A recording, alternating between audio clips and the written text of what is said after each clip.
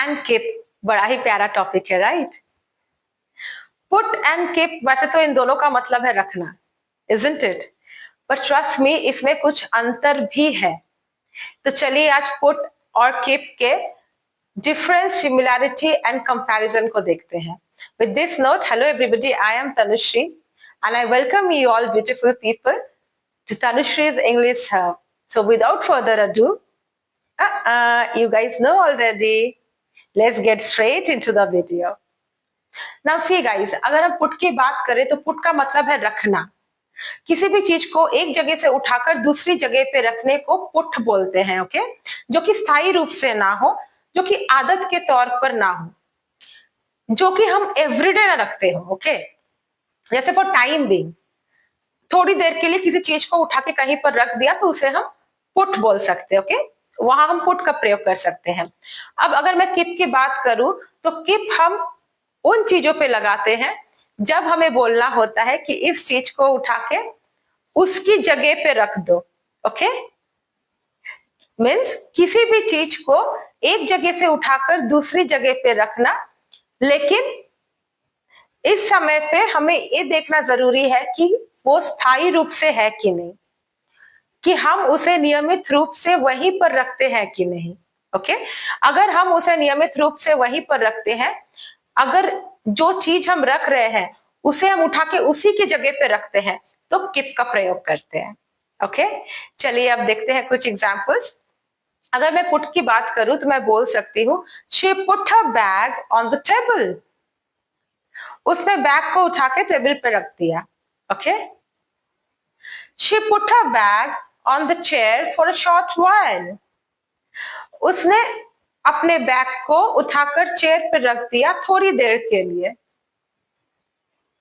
They put their bike in front of the shop for a short while because it started raining. उन्होंने अपने bike को दुकान के सामने रख दिया क्योंकि बारिश शुरू हो गई थी। Don't put your feet on the sofa. अपने पैर सोफे पे मत रखना। तो देखा, जो कि एक टाइम पे की गई बात हो, मतलब जो कि एक टाइम पे किया गया काम हो और जो कि थोड़ी देर के लिए हम करते हैं, ओके? ऐसे केसेस में हम पुट का प्रयोग करते हैं। I hope this is clear now. चलिए अब कीप के कुछ एग्जांपल्स देखते हैं, okay? She keeps her book neatly. वो अपनी किताबें अच्छे से रखती है। She keeps her books neatly. वो अपनी किताबें अच्छे से रखती है। I keep my money in the locker. मैं अपने पैसे लॉकर में रखती हूं। सबसे प्यारा सेंटेंस, keep smiling. हमेशा हंसते रहे। I keep my documents in a file. मैं अपने डॉक्यूमेंट्स फाइल में रखती हूं। Keep the door closed. दरवाजा बंद रखे। तो देखा कीप के एग्जांपल्स।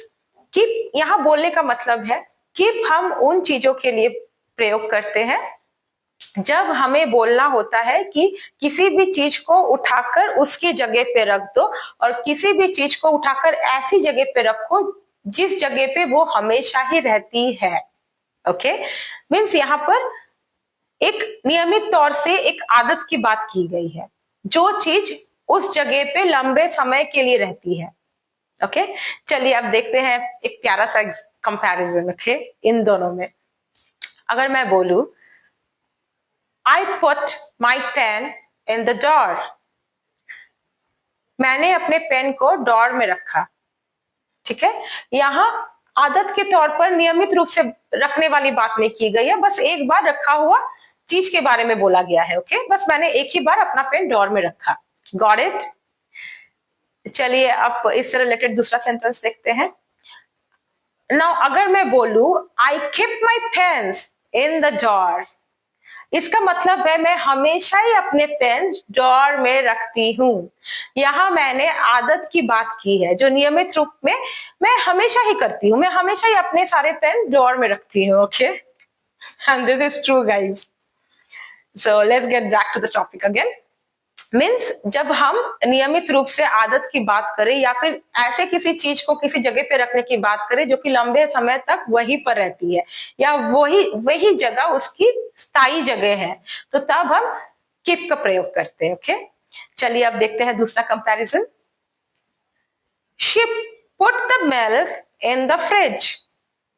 यहाँ एक बार किया गया काम के बारे में बोला गया है कि उसने दूध को उठाकर फ्रिज में रख दिया।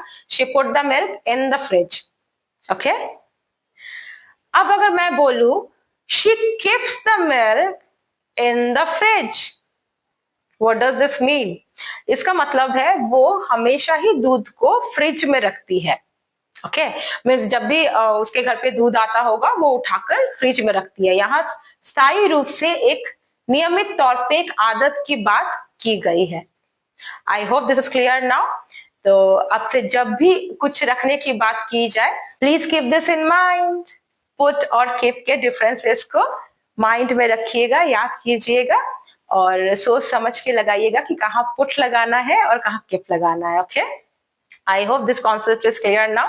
If you like my way of teaching, don't forget to like, share and subscribe and follow for more. मिलते हैं next video में. Till then, stay happy, stay blessed. Bye bye.